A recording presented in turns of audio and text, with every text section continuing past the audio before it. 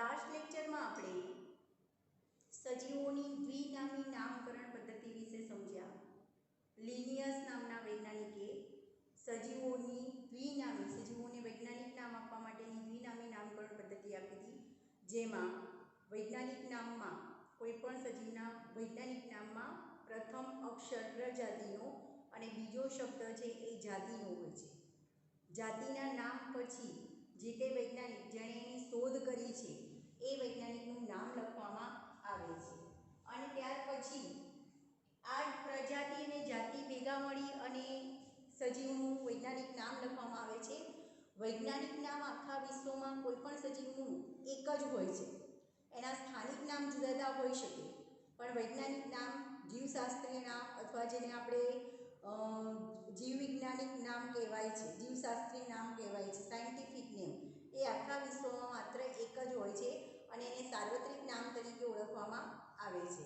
તો વૈજ્ઞાનિક નામમાં બે નામથી નામકરણ કરવામાં આવે છે એટલે એને દ્વિનામી નામકરણ પદ્ધતિ કહેવાય છે। પ્રથમ પ્રજાતિનો શબ્દ લખવામાં આવે છે, પછી જાતિનો શબ્દ લખવામાં આવે છે।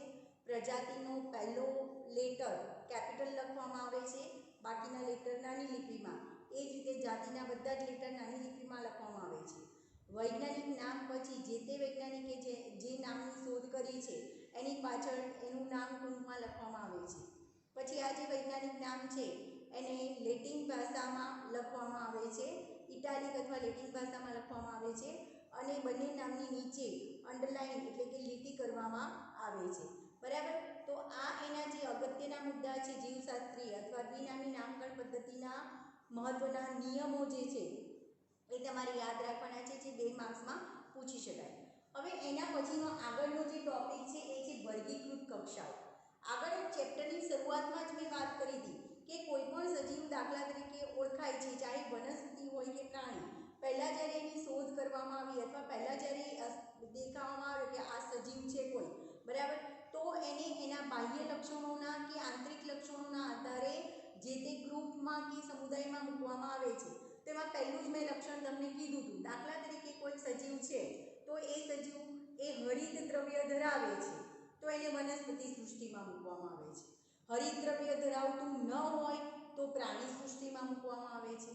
કોષ દિવાલ ધરાવતું હોય સજીવ તો વનસ્પતિ સૃષ્ટિમાં, કોષ દિવાલ ન ધરાવતું હોય તો પ્રાણી સૃષ્ટિમાં, બરાબર। તો આ રીતના કોઈપણ સજીવનું એના લક્ષણોના આધારે વર્ગીકરણ કરવામાં આવે છે। તો આવા સજીવોમાં જે છે કેટલાય વિશ્વમાં એટલી બધી જૈવ વિવિધતા જોવા મળે છે, આપણે વાત કરી લીધી આગળ જ કે પુષ્કળ પ્રમાણમાં સૂક્ષ્મજીવો, પછી વનસ્પતિઓ અને પ્રાણીઓ, એની પુષ્કળ જાતિઓ આખા વિશ્વમાં જોવા મળે છે। જેમાં 1.7 થી 1.8 લાખ જેટલી જાતિઓ તો ઓળખાયેલી છે, શોધાયેલી છે અને એનું નામકરણ કરવામાં આવ્યું છે। બીજી કેટલી એવી જાતિ છે કે જેનું નામકરણ કરવામાં આવેલું નથી। તો આ બધી જાતિઓનું નામકરણ કે એનું વર્ગીકરણ શેના આધારે કરવામાં આવે છે? તો આ બધી જ જાતિઓનું નામકરણ અને વર્ગીકરણ એના લક્ષણોના આધારે કરવામાં આવે છે। બાહ્ય લક્ષણો, આંતરિક લક્ષણો, કયા લક્ષણોમાં એ સમાનતા દર્શાવે છે, કયા લક્ષણોમાં એ ભિન્નતા દર્શાવે છે। સમાનતા લક્ષણો ધરાવતા સજીવોનું એક જૂથ રચવામાં આવે છે, ભિન્નતા દર્શાવતા સજીવોનું લક્ષણોમાં ભિન્નતા દર્શાવતા સજીવોના જુદા જુદા જૂથ મૂકવામાં આવે છે, બરાબર। તો સજીવોના બાહ્યાકાર લક્ષણોના આધારે એના સમાન કે અસમાન લક્ષણોના આધારે એનું વર્ગીકરણ કરવામાં આવે છે। તો આગળનો ટોપિક છે વર્ગીકૃત કક્ષાઓ, કે સજીવનું વર્ગીકરણ કઈ રીતે કરવામાં આવે છે। જે સજીવને દરેક જુદા જુદા વર્ગમાં કે જૂથમાં મૂકવામાં આવે છે એ દરેક સ્ટેપ છે એને ચરણ તરીકે ઓળખવામાં આવે છે અથવા કક્ષા કહી શકાય। જેમ કે વર્ગીકરણ એ એકાકી ચરણ પદ્ધતિ નથી। વર્ગીકરણ કરવું તો આપણે આગળ જ સમજાવી દીધું, વર્ગીકરણ 3 કુળની વાત કરી હતી આપણે 5મા ચેપ્ટરમાં। તો સૃષ્ટિથી માંડીને સૃષ્ટિ, ઉપસૃષ્ટિ, વિભાગ, ઉપવિભાગ કે વર્ગ, ઉપવર્ગ, શ્રેણી, ગોત્ર, કુળ, આ બધા આપણે ભાગ પાડ્યા હતા। વર્ગીકરણના બધા સ્ટેપ છે તો એ દરેક સ્ટેપને શું કહેવાય છે? ચરણ કહેવાય છે। જેમ કે અહીંયા તમને વર્ગીકરણની કક્ષાઓ લખેલી છે, તો જાતિ, પ્રજાતિ ભેગા મળી સજીવનું વૈજ્ઞાનિક નામ લખે છે। તો જાતિ એ સૌથી નિમ્ન કક્ષાનું ચરણ અથવા કક્ષા કહી શકાય। જાતિ ભેગી મળી પ્રજાતિ રચે, પ્રજાતિ ભેગી મળી કુળ રચે, પણ આ જે જાતિ છે, પ્રજાતિ છે, કુળ છે, ગોત્ર છે, એ દરેક અલગ અલગ ચરણ અથવા તો સ્ટેપ કહી શકાય, બરાબર। તો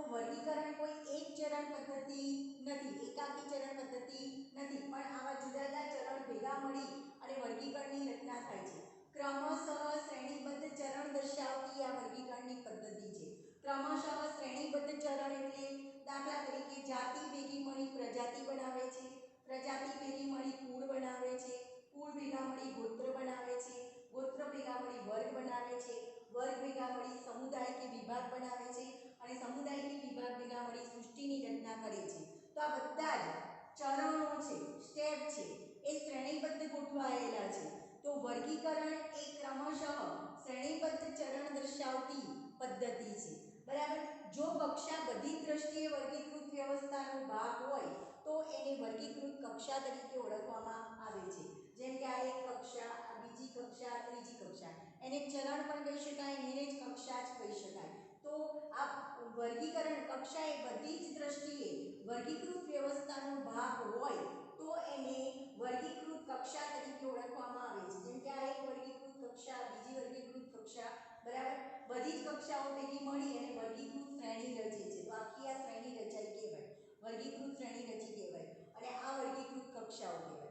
એક વર્ગીકૃત કક્ષા, બીજી વર્ગીકૃત કક્ષા, ત્રીજી, બરાબર। અને આ બધી જ વર્ગીકૃત કક્ષાઓ ભેગી મળી વર્ગીકૃત શ્રેણી તરીકે શ્રેણી રચે છે અથવા વર્ગીકૃત શ્રેણી તરીકે ઓળખાય છે।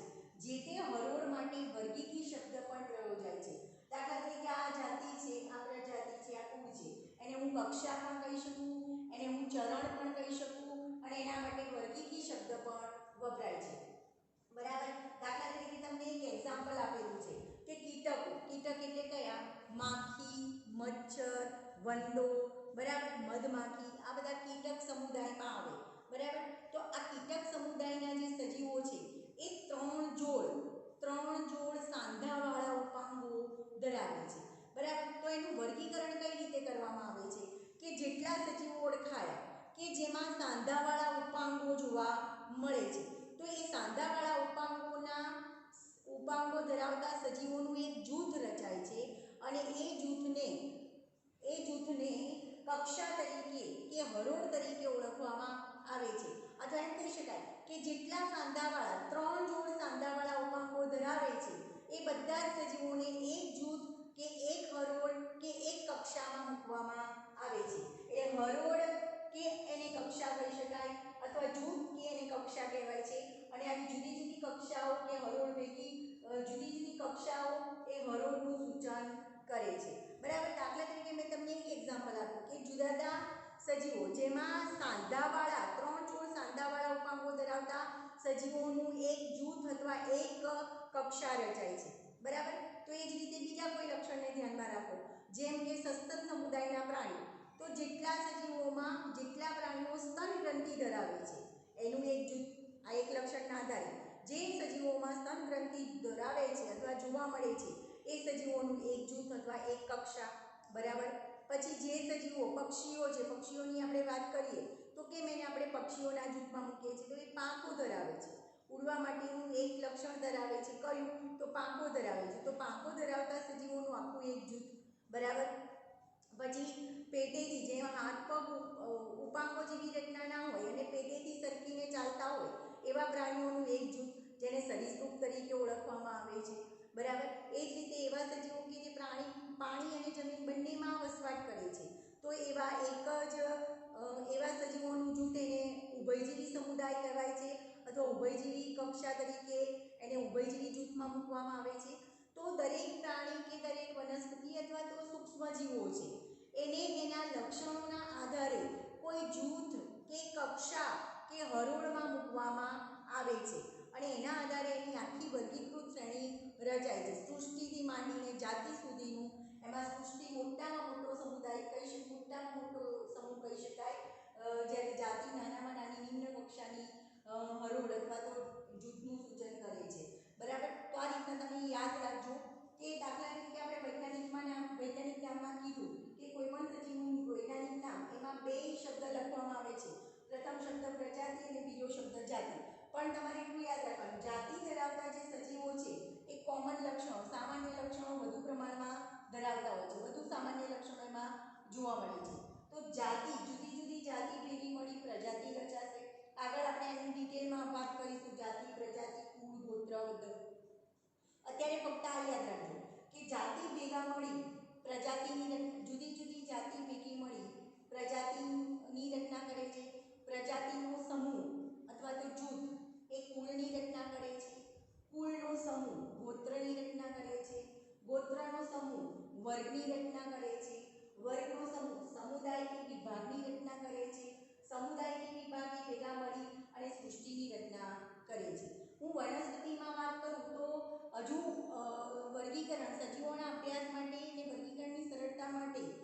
લક્ષણોના અભ્યાસ માટે હજુ વધારે વિભાગ પાડેલા હોય છે, જેમ કે સમુદાય કે ઉપસમુદાય, વિભાગ કે ઉપવિભાગ, બરાબર. એ જ રીતે વર્ગ, ઉપવર્ગ, બરાબર. પછી કુળ, ઉપકુળ એવા પણ ભાગ પાડેલા હોય છે. જેમ કે પ્રાણી હોય તો એના માટે સમુદાય શબ્દ વપરાય છે અને વનસ્પતિ હોય તો એના માટે વિભાગ શબ્દ વપરાય છે. તો વનસ્પતિના વર્ગીકરણની વાત કરીએ તો વનસ્પતિ વર્ગીકરણમાં આખા સ્ટેપ આવશે: સૃષ્ટિ, પછી વિભાગ, પછી ઉપવિભાગ, વર્ગ, ઉપવર્ગ, શ્રેણી, ગોત્ર, કુળ, ઉપકુળ, પ્રજાતિ અને જાતિ. તો આ રીતના દરેક સજીવનું વર્ગીકરણ કરવામાં આવે છે અને દરેક સજીવને આવી જુદા જુદા કક્ષા કે હરોળમાં મૂકવામાં આવે છે. તો વર્ગીકરણની કક્ષાઓની ગોઠવણીનો ચડતો ક્રમ દર્શાવતી આ શ્રેણી તમારે યાદ રાખવાની છે. આમાંથી તમને MCQ પૂછી શકાય. કઈ રીતે? જેમ કે અહીંયા ગોત્ર છે તો ગોત્ર નામ ના આપ્યું હોય ને અહીંયા XYZ કંઈ પણ નામ આપ્યું હોય, બરાબર. એ જ રીતે અહીંયા પ્રજાતિ છે તો અહીંયા નામ આપેલું ના હોય ને અહીંયા કીધું હોય કે X અને Y ની જગ્યાએ શું આવે. તો તમે આ સ્ટેપ તમારે તૈયાર કરવાના છે કે જાતિનો સમૂહ ભેગા મળી પ્રજાતિ રચે. આ જ વસ્તુ વર્ણનમાં લખવાનું છે. ટેક્સ્ટબુકમાં થોડીક ભાષા તમને ટફ લાગશે પણ આ સરળ ભાષામાં તમે લખી શકો. જાતિનો સમૂહ ભેગો મળી પ્રજાતિ બનાવે, પ્રજાતિનો સમૂહ ભેગો મળી કુળ બનાવે, કુળનો સમૂહ ભેગો મળી ગોત્ર બનાવે, ગોત્રનો સમૂહ ભેગો મળી વર્ગ બનાવે, વર્ગનો સમૂહ ભેગો મળી સમુદાય કે વિભાગ બનાવે અને સમુદાય કે વિભાગ ભેગા મળી અને સૃષ્ટિની રચના કરે છે. તો દરેક સજીવનું વર્ગીકરણ આ રીતના જુદી જુદી વર્ગીકૃત કક્ષાઓ પ્રમાણે કરવામાં આવે છે. વર્ગીકૃત કક્ષાઓની વાત કરીએ કે સજીવોને, વનસ્પતિ પ્રાણીઓને જુદી જુદી કક્ષા કે ચરણ અથવા તો જૂથમાં મૂકવામાં આવી છે, જેમ કે જાતિ, પ્રજાતિ, કુળ, ગોત્ર, વર્ગ, સમુદાય કે સૃષ્ટિ. તો એમાં સૌથી નીચેની કક્ષા અથવા હરોળ આપણે જાતિની વાત કરીએ, એને કક્ષા પણ કહી શકીએ, હરોળ પણ કહીએ, બરાબર. તો જાતિની વ્યાખ્યા શું કહી શકાય? તો સમાન લક્ષણ ધરાવતા સજીવોનું જે જૂથ છે એને જાતિ તરીકે ઓળખવામાં આવે છે. તો જાતિની વ્યાખ્યા થશે: સામ્યતા ધરાવતા સજીવોના જૂથને જાતિ તરીકે ઓળખવામાં આવે છે. જાતિને સ્પીસીસ તરીકે પણ ઓળખવામાં આવે છે. જે આપણે વૈજ્ઞાનિક નામમાં છેલ્લો લેટર લખીએ છીએ એ જાતિનો લખીએ છીએ, નાની લિપિમાં લખીએ છીએ. તો જાતિ કોને કહેવાય? જાતિની વ્યાખ્યા શું થશે? સમાન લક્ષણ ધરાવતા સજીવોના જૂથને જાતિ તરીકે ઓળખવામાં આવે છે. અથવા સામ્યતા ધરાવતા સજીવોના જૂથને લક્ષણોમાં સામ્યતા ધરાવતા જૂથને સજીવોના જૂથને જાતિ તરીકે ઓળખવામાં આવે છે. તમે સરળ ભાષામાં યાદ રાખજો, સમાન લક્ષણો ધરાવતા સજીવોના જૂથને જાતિ તરીકે ઓળખવામાં આવે છે. દાખલા તરીકે તમને એક્ઝામ્પલ અહીં આપેલા છે કે આંબો. તો આંબાનું વૈજ્ઞાનિક નામ, સાયન્ટિફિક નેમ શું છે? મેન્જીફેરા ઇન્ડિકા, જેમાં મેન્જીફેરા પ્રજાતિ અને ઇન્ડિકા જાતિ છે. એ જ રીતે બટાકાનું વૈજ્ઞાનિક નામ શું છે? તો બટાકાનું વૈજ્ઞાનિક નામ છે સોલેનમ ટ્યુબરોઝમ, જેમાં સોલેનમ પ્રજાતિ અને ટ્યુબરોઝમ જાતિ છે. આ વારે ઘડી એટલા માટે બોલું છું જેથી કરીને તમને વૈજ્ઞાનિક નામમાં પ્રથમ અને બીજું નામ શેનું લખેલું છે તમને યાદ રહે. પછી સિંહની વાત કરીએ તો સિંહમાં પ્રથમ સિંહનું વૈજ્ઞાનિક નામ થશે પેન્થેરા લિયો, જેમાં પેન્થેરા છે એ પ્રજાતિ છે જ્યારે લિયો છે જાતિ છે. આ બધા સજીવોના વૈજ્ઞાનિક નામ તમને MCQમાં પૂછી શકાય કે ભાઈ આંબાનું વૈજ્ઞાનિક નામ શું છે? તો મેન્જીફેરા ઇન્ડિકા. બટાકાનું વૈજ્ઞાનિક નામ સોલેનમ ટ્યુબરોઝમ.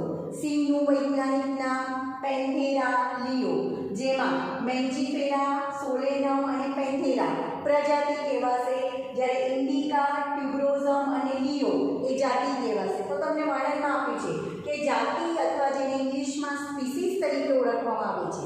તો આ ત્રણ તમને એક્ઝામ્પલ આપેલા છે, આંબો, બટાકા અને સિંહ. તો આ ત્રણેયમાં જાતિ અથવા સ્પીસીસ કઈ છે?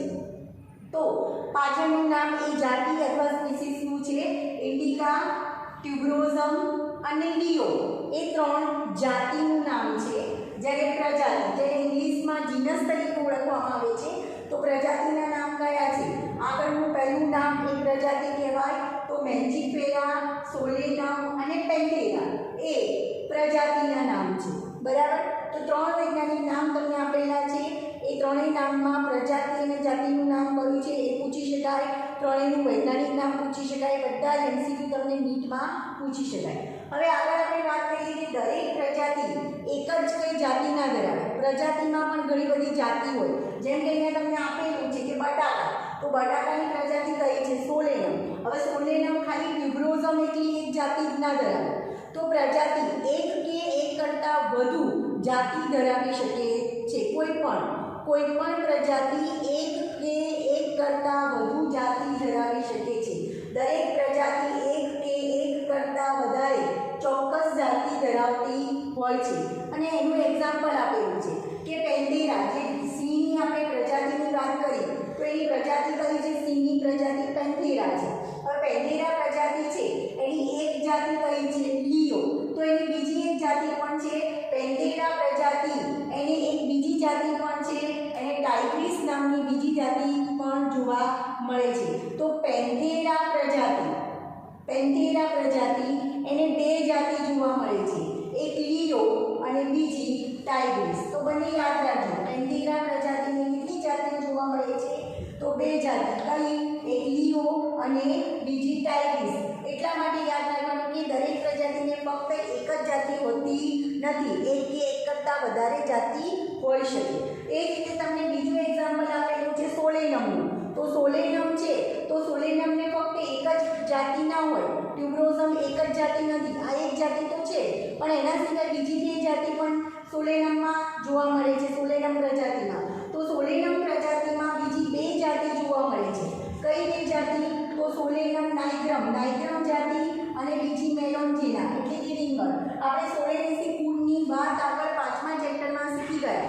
તો 5મા ચેપ્ટરમાં સોલેનેસી કુળ એટલે એને બટાકાના કુળ તરીકે ઓળખવામાં આવે છે.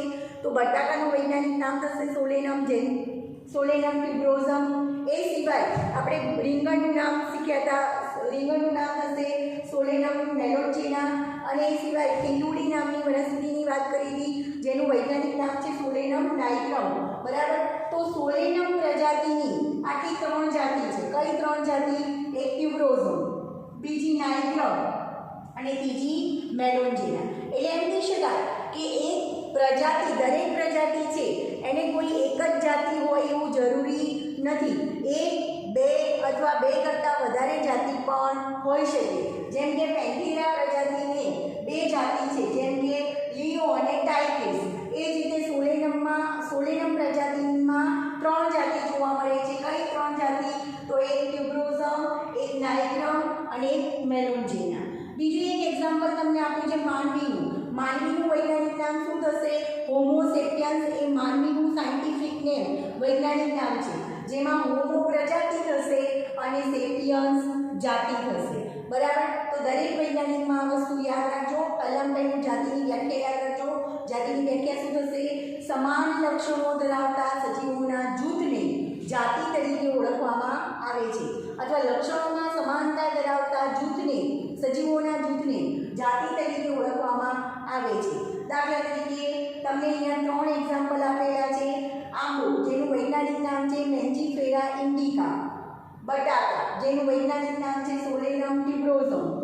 સિંહ, જેનું વૈજ્ઞાનિક નામ છે પેન્ટેરા લિયો. જેમાં પાછળના જે નામ છે ઇન્ડિકા, ટ્યુબરોઝમ અને લિયો, એને જાતિ અથવા સ્પીસીસ તરીકે ઓળખવામાં આવે છે. બરાબર. જ્યારે આગળના નામ છે મેન્જીફેરા, સોલેનમ અને પેન્ટેરા, એને પ્રજાતિ એટલે કે જીનસ તરીકે ઓળખવામાં આવે છે. બીજો એક અગત્યનો મુદ્દો યાદ રાખવાનો છે કે દરેક પ્રજાતિને એક અથવા એક કરતાં વધારે જાતિ હોઈ શકે. એના 2 એક્ઝામ્પલ યાદ રાખવાના છે. કયા 2 એક્ઝામ્પલ? જેમ કે પેન્ટેરા પ્રજાતિ છે એને બે જાતિ જોવા મળે છે. કઈ 2 જાતિ? તો એક લિયો જાતિ જોવા મળે છે પેન્ટેરા પ્રજાતિમાં, અને બીજું ટાઇગ્રીસ નામની જાતિ પણ પેન્ટેરા પ્રજાતિની છે. બીજું એક્ઝામ્પલ આપેલું છે સોલેનમનું. સોલેનમમાં ખાલી એક ટ્યુબરોઝમ જાતિ જોવા નથી મળતી, પણ એમાં બીજી 2 પણ જાતિ જોવા મળે છે. તો સોલેનમ પ્રજાતિમાં 3 જાતિ જોવા મળે છે. સોલેનમ ટ્યુબરોઝમ, નાઇગ્રમ અને મેલોન્જીના. સોલેનેસી કુળ વિશે આપણે આગળ શીખી ગયા છીએ. બરાબર. તો સોલેનમ એ ટ્યુબરોઝમ, નાઇગ્રમ અને મેલોન્જીના નામની જાતિઓ ધરાવે છે. એ જ રીતે માનવીનું વૈજ્ઞાનિક નામ થશે હોમો સેપિયન્સ, જેમાં હોમો પ્રજાતિ જાતિ છે. તો આ દરેક નામ નીટ માટે યાદ રાખજો. દરેક સજીવનું વૈજ્ઞાનિક નામ અને એમાં એ વૈજ્ઞાનિક નામમાં કઈ પ્રજાતિ છે અને કઈ જાતિ છે એ તમારે યાદ રાખવાનું છે. હવે આપણે જાતિ પછી જાતિઓનો સમૂહ એટલે કે પ્રજાતિની વાત કરીએ છીએ.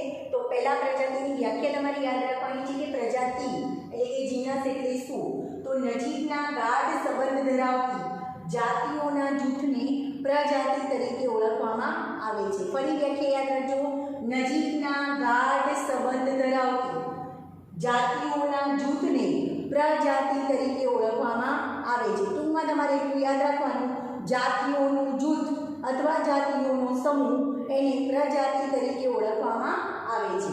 દાખલા તરીકે બટાકા અને રીંગણ એટલે જુદી જુદી જાતિ છે અને જેની પ્રજાતિ છે સોલેનમ. એટલે એમ કહી શકાય કે સોલેનમ પ્રજાતિ એ બટાકા અને રીંગણ જેવી જુદી જુદી જાતિઓનો સમૂહ છે. બરાબર. એ જ રીતે બટાકા રીંગણ નામ આપ્યું છે તો આપણે એમાં પીલુડી પણ કહી શકીએ. આગળ જ જાતિમાં ઉદાહરણ આપ્યું કે સોલેનમની 3 જુદી જુદી પ્રજાતિ છે. ટ્યુબ્રોઝમ એટલે કે બટાકા, નાઇગ્રમ એટલે કે પીલુડી અને મેલોન્થેના એટલે રીંગણ.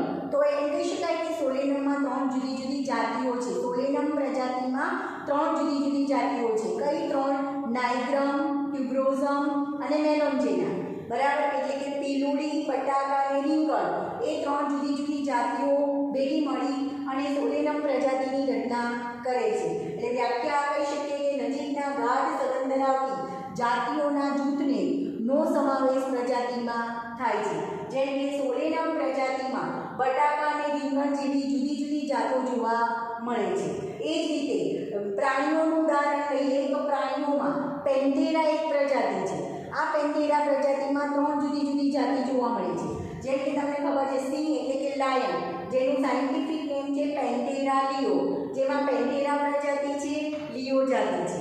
એ જ રીતે દીપડાની વાત કરીએ તો દીપડાનો વૈજ્ઞાનિક દીપડો એટલે કે લેપર્ડ, જેનું વૈજ્ઞાનિક નામ છે પેન્થેરા પાર્ડસ, જેમાં પેન્થેરા પ્રજાતિ અને પાર્ડસ જાતિ છે. બરાબર.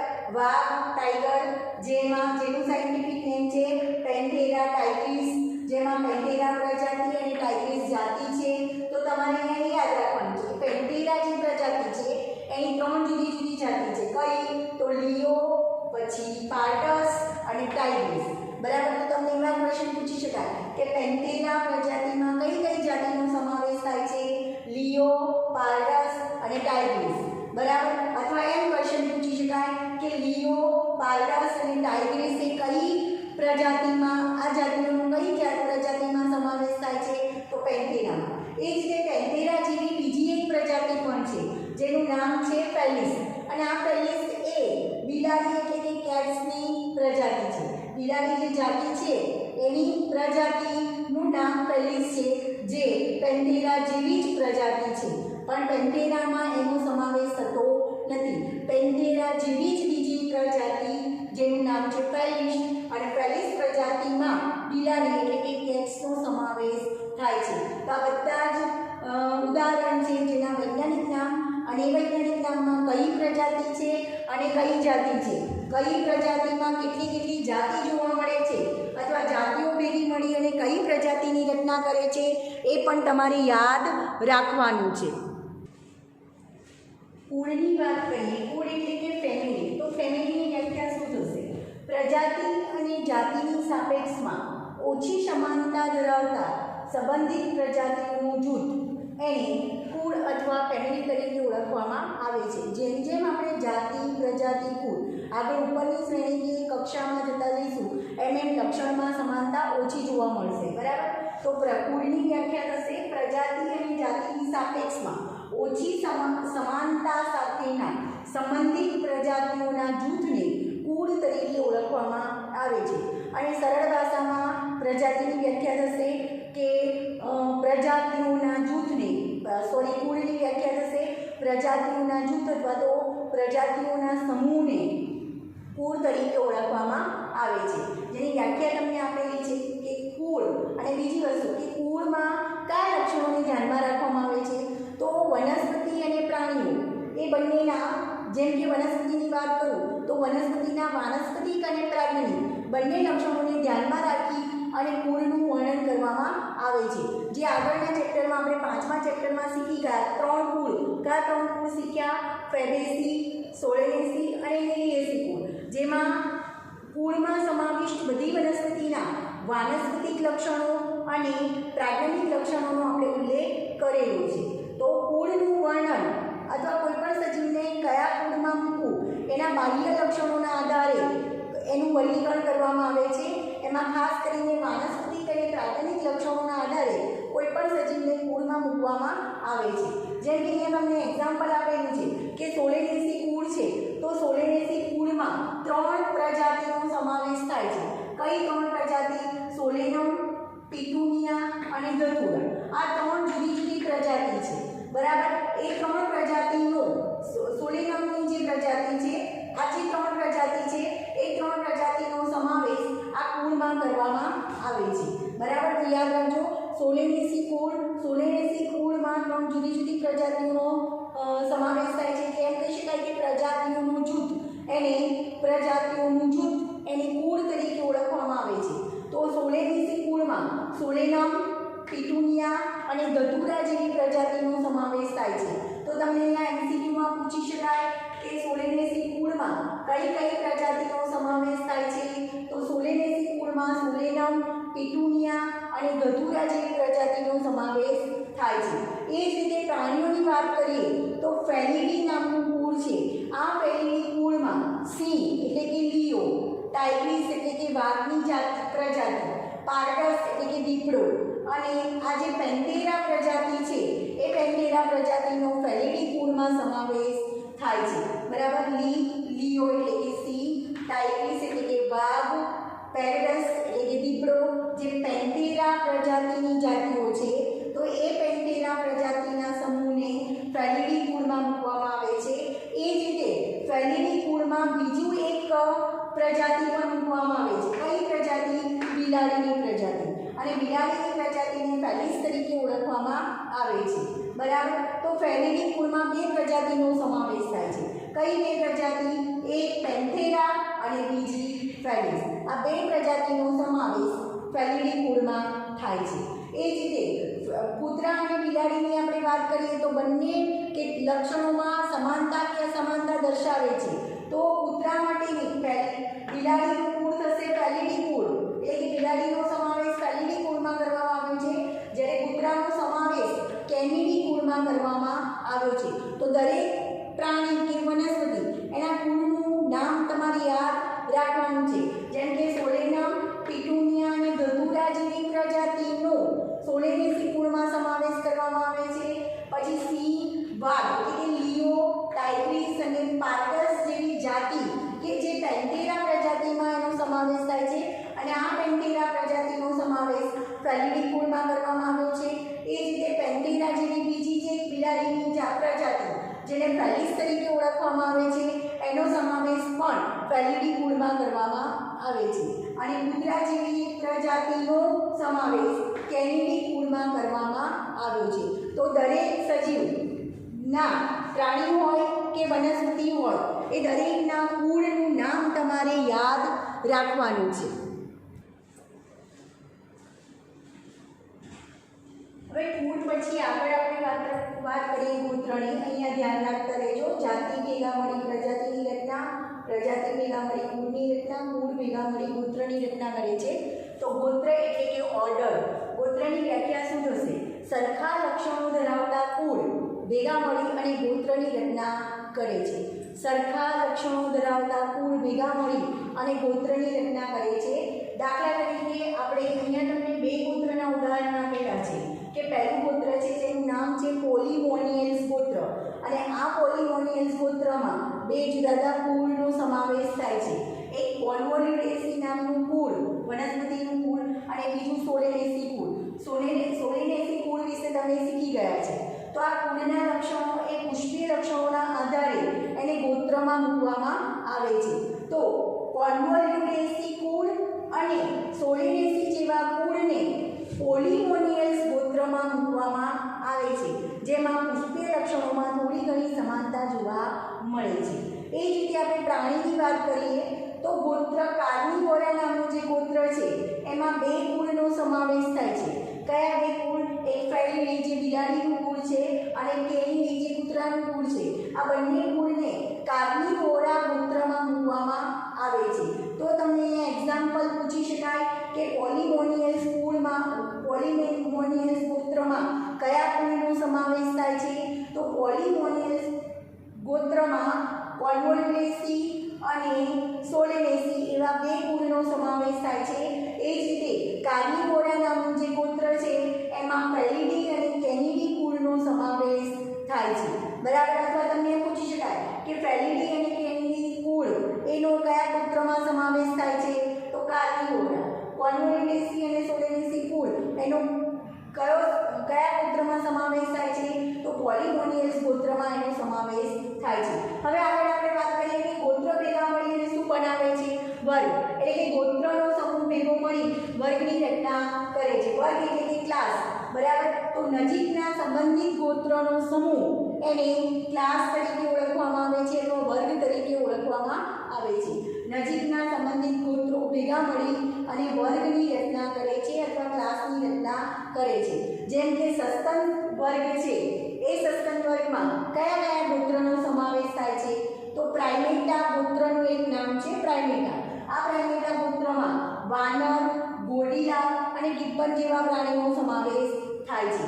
તો વાનર, ગોરિલા અને ગિબ્બન જેવા પ્રાણીઓનું જે ગોત્ર છે જે પ્રાઇમેટા જેનું નામ છે એનો સમાવેશ સસ્તન વર્ગમાં થાય છે. એ જ રીતે કાર્નિવોરા ગોત્ર જે વાઘ, બિલાડી અને કૂતરાનું ગોત્ર છે.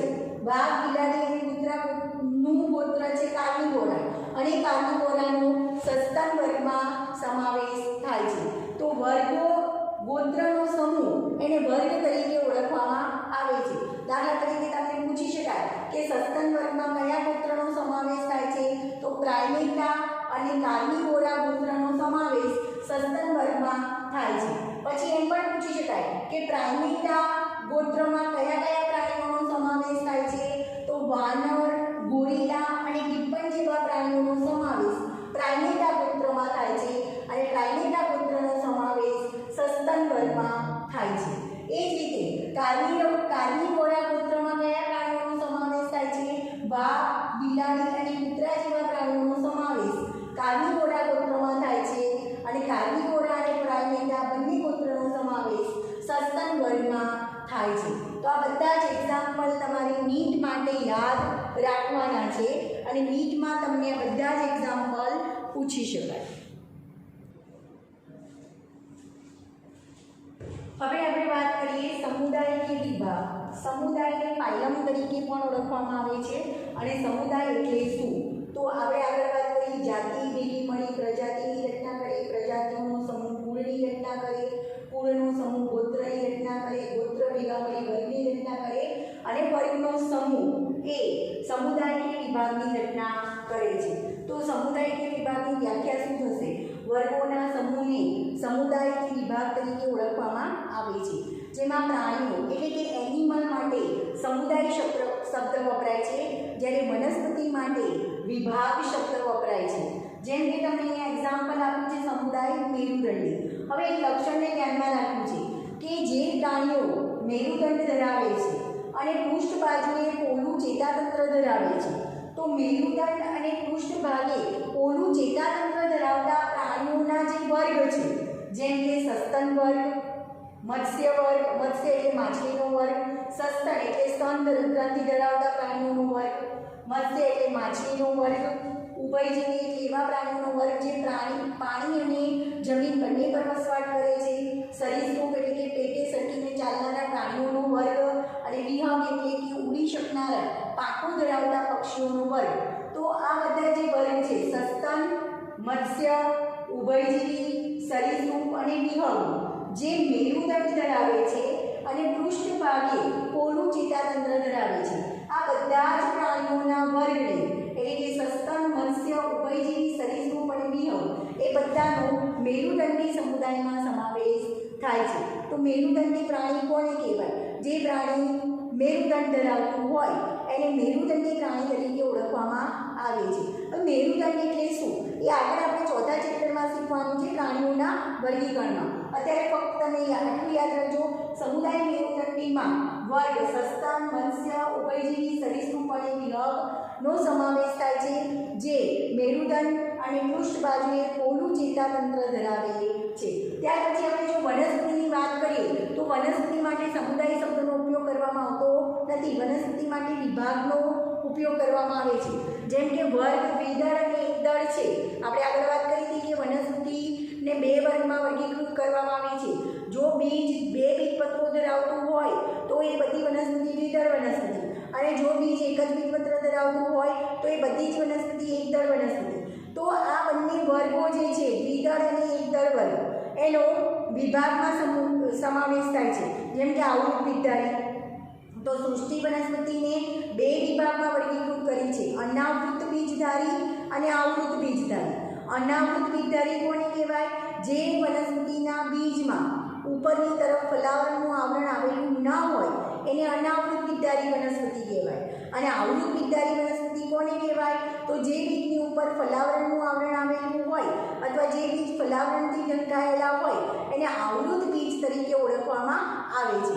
તો સૃષ્ટિ વનસ્પતિના બે વિભાગ પડે છે, અનાવૃત બીજધારી અને આવૃત બીજધારી. એટલે વર્ગોનો સમૂહ એને વિભાગ તરીકે ઓળખવામાં આવે છે. જેમ કે વનસ્પતિની વાત કરીએ તો વનસ્પતિમાં વર્ગ, દ્વિદળ અને એકદળ વર્ગને વિભાગ આવૃત બીજધારીમાં મૂકવામાં આવ્યું છે. બરાબર. આગળ આપણે વાત કરીએ સૃષ્ટિની. તો સૃષ્ટિ એટલે શું? તો સમુદાય કે વિભાગનો જે સમૂહ છે એને વિવિધ સમુદાય અથવા વિવિધ વિભાગો ભેગા મળી અને સૃષ્ટિની રચના કરે છે. જેમ કે મેરુદંડી હોય, અમેરુદંડી હોય, આ બધા જ સમુદાયો ભેગા મળી સૃષ્ટિની રચના કરશે. બધા જ પ્રાણીઓનો સૃષ્ટિમાં સમાવેશ થાય છે, પ્રાણી સૃષ્ટિમાં સમાવેશ થાય છે. એ જ રીતે બધી જ વનસ્પતિ સૃષ્ટિમાં સમાવેશ થાય છે. એ વનસ્પતિ સૃષ્ટિ અને પ્રાણી સૃષ્ટિમાં એક કોમન લક્ષણ, તમારે એક લક્ષણ એ યાદ રાખવાનું છે કે હરિત દ્રવ્ય ધરાવતા સજીવો વનસ્પતિ સૃષ્ટિમાં, હરિત દ્રવ્ય ન ધરાવતા સજીવો પ્રાણી સૃષ્ટિમાં, કોષ દિવાલ ધરાવતા સજીવો વનસ્પતિ સૃષ્ટિમાં, કોષ દિવાલ ન ધરાવતા સજીવો પ્રાણી સૃષ્ટિમાં એનો સમાવેશ થાય છે. તો તમારે વર્ગીકરણની આ જે શ્રેણી છે તમારે યાદ રાખવાનું છે કે જાતિઓનો સમૂહ એક પ્રજાતિની રચના કરે છે, પ્રજાતિઓનો સમૂહ કુળની રચના કરે છે, કુળનો સમૂહ ગોત્રની રચના કરે છે, ગોત્રનો સમૂહ વર્ગની રચના કરે છે, વર્ગનો સમૂહ સમુદાય કે વિભાગની રચના કરે છે, અને સમુદાય કે વિભાગનો સમૂહ સૃષ્ટિની રચના કરે છે. હજુ અભ્યાસની સરળતા માટે સમુદાય કે ઉપસમુદાય જેવા વિભાગ, સમુદાય કે ઉપસમુદાય, વિભાગ કે ઉપવિભાગ પાડવામાં આવે છે. એ જ રીતે વર્ગના પણ બીજા ભાગ પાડવામાં આવે છે, ઉપવર્ગ. એ જ રીતે કુળના પણ બીજા ભાગ પાડવામાં આવે છે, ઉપકુળ. બરાબર. તો એવા કિસ્સામાં શું થઈ શકે કે જાતિ ભેગા મળી પ્રજાતિ બનાવે, ગોત્ર પ્રજાતિ ભેગા મળી કુળ બનાવે, ઉપકુળ બનાવે, ઉપકુળ ભેગા મળી કુળ બનાવે. આ રીતની રચના થતી હોય છે. ઘણી જગ્યાએ ગોત્ર ભેગા મળી શ્રેણીની પણ રચના કરે છે. બરાબર. તો આ વર્ગીકરણની કક્ષા તમારે યાદ રાખવાની છે. હવે તમને એક ટેબલ આપેલું છે, જે ટેબલમાં તમને કેટલાક સજીવોના સાયન્ટિફિક નેમ, એમના જાતિ, પ્રજાતિ, કુળ, ગોત્ર, સમુદાય અને સૃષ્ટિનું નામ આપેલું છે, જે તમારે યાદ રાખવાનું છે. નીટ માટે એમાંથી તમને ક્વેશ્ચન પૂછી શકાય.